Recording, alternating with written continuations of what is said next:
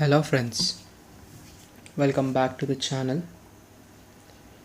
So generally we will be thinking that how will these antibiotics act in the bacteria and how does it kill or stop the growth of the bacteria and how does it treats the disease in the human body.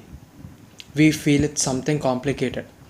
But today in this video I will be saying about few class of antibiotics that particularly deal with the protein synthesis.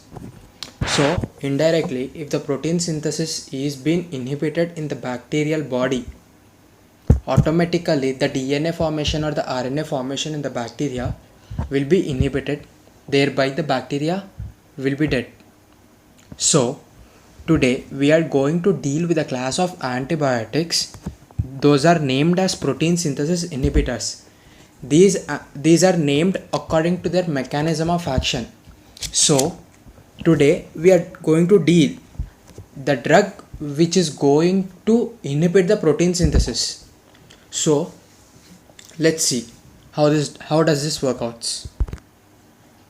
So before going to the entire process or into the main subject, you just simply remember the statement.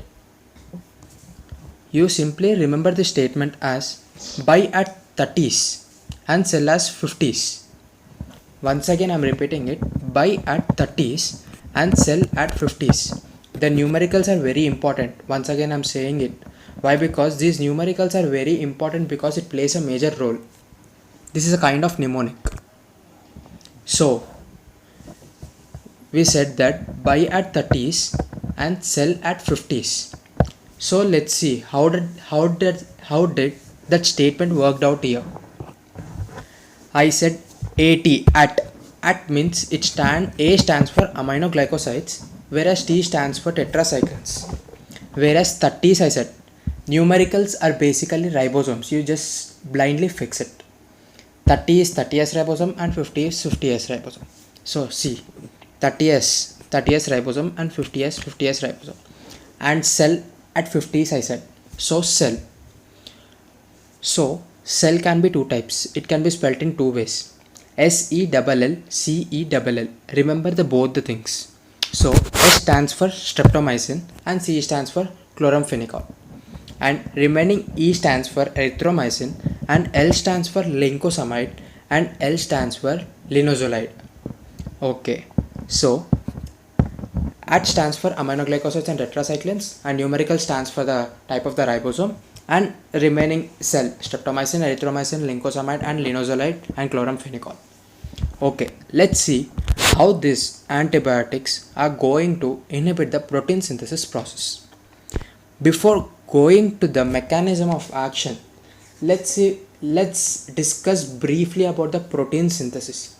Basically, to this point, protein synthesis generally involves two processes, that is the chain elongation process and translocation process. So let's see what is this chain elongation and translocation. I'm not going into the detailed part. I'm just giving a brief overview so that you will be able to understand this mechanism of action of these antibiotics. Okay, basically in the chain elongation process, the ribosome, generally bacterial ribosome is 50s plus 30s, whereas the eukaryotic ribosome or the human ribosome is 60s plus 40s. So these antibiotics will deal in the bacterial body, not in the human body. So what is the bacterial ribosome? 50s plus 30s. Okay, fine. So it consists of two parts. See in the first figure, 50s and 30s. So in the chain elongation process, mRNA will be included 50s ribosome and 30s ribosome. To this 50s ribosome, there are two sites basically. The P site and A site. The P site is a peptidyl site, whereas A site is acceptor site. Okay, till here it's clear, right? Okay. So what is the function of this P site and A site? To this P site, there is an amino acid chain. Peptide chain, the nascent peptide chain. So basically that nascent peptide chain will come and attach to the peptidyl site, whereas at the acceptor site, one amino acid that is attached to the tRNA will come and bind to it. After that, amino acid transport will take place. So in the amino acid transport, the nascent peptide chain and amino acid 4 will come and attach to the respective sites, the P peptidyl site and acceptor site. After this, it will involve the peptide bond formation. What is peptide bond formation? So the nascent peptide chain that is present on the peptidyl site will go and transfer to the acceptor site. Up in the acceptor site, A4 amino acid is present, right? It will go and attach to it and forms a bond. So that's the reason it's called peptide bond formation. Okay. After this, a translocation process will be taking place. So overall peptide chain is present at A site, right? So in the translocation process, it will translocate from A site to P site. It is shifted back from A site to P site. And the ribosome moves along with the mRNA. See, the middle strand is there, right? The middle strand is a mRNA. So it moves along this mRNA to express its next codon, and in the flow it will go and continues to form the protein synthesis. So this is a brief overview I'm saying about the protein synthesis. So let's see how does this antibiotics involved in this process. So coming to the aminoglycosides, you see aminoglycosides basically they bind at 30s part and 50s part. 50s is very rare, but what will they do is it will freeze the initiation process. The initiation process like binding of the nascent peptide chain to the peptidyl site will be freezed up. Freezed in the sense stop, prevent, something related like. It will freeze the initiation process and thereby interferes with the polysome formation. So if once the initiation process is been inhibited, then the polysome formation will be blocked up. Thereby miscoding of the mRNA code will take place. If the proper peptide chain is not formed and if sequence is not there, then misreading of this mRNA will take place. In this way, the aminoglycosides will act in this process. And coming to the tetracyclines, it's one of the most important antibiotic. They basically bind to the 30s part of the ribosome and they inhibit the aminosyl tRNA attachment to the A site. I said now A4 amino acid will attach to the tRNA, therefore this complex will come and bind to the acceptor site. So these tetracyclines mainly blocks the acceptor site so that this A4 and tRNA won't come and attach to the A site. Thereby the entire protein synthesis process is stopped. Next, coming to the chloramphenicol.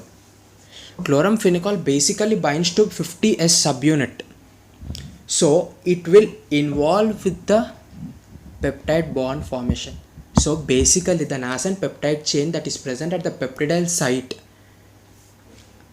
will go and shift to the A site so that peptide bond formation takes place. So this process is being prevented by chloramphenicol. Thereby this peptide bond formation will not take place and thereby protein synthesis is stopped.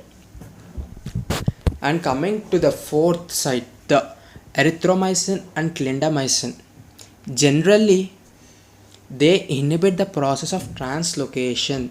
What is translocation?